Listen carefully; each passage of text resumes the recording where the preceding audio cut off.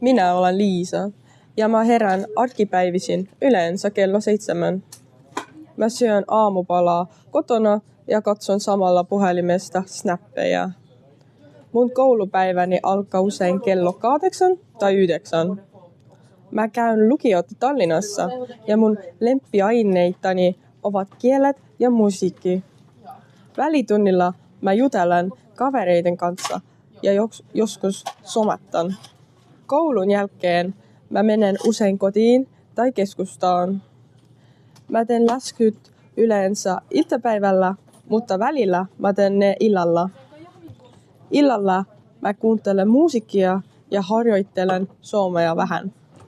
Jos mulla on paljon kokeita, mua stressaa, mutta mä yritän tehdä asiat ajoissa. Lopuksi mä rentoutun ja menen nukkumaan noin kello 23.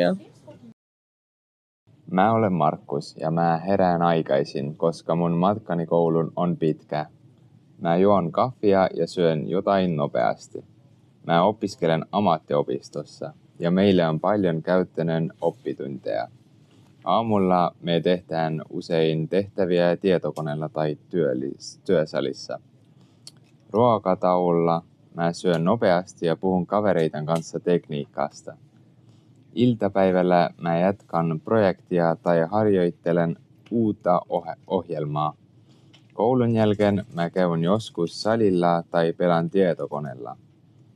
Mä teen läksyt, jos niitä on, mutta useimmiten teen ne jo koulussa. Mä opiskelen suomea, koska se voi auttaa toisessa tulevaisuudessa.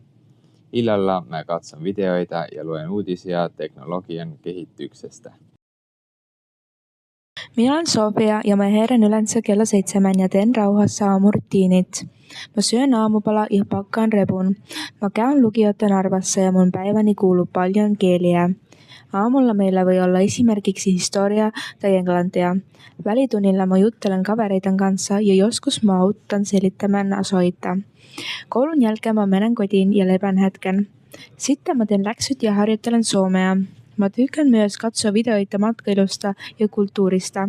Joskus mä suunnittelen tuleva matka, minne haluaa mennä ja miksi. Illalla mä yritän mennä ajoissa nukkumaan, koska seuraavana päivänä on taas koulu. Mä herään arkipäivisin noin kello 6.45. Mä syön aamupalaa ja lähden bussilla kouluun. Mä käyn lukiota Lahdessa ja mun päivät ovat aika täysiä. Aamulla meillä on usein matematiikkaa tai äidinkieltä. Lounaalla mä syön kavereiden kanssa ja vaihdan kuulumisia. Iltapäivällä mä teen kouluprojekteja ja joskus meillä on ryhmätöitä. Koulun jälkeen mä urheilen tai kuuntelen musiikkia. Illalla mä teen läksyt ja vastaan ryhmän viesteihin. Mä haluan, että kaikilla on helppo fiilis puhua suomea yhdessä.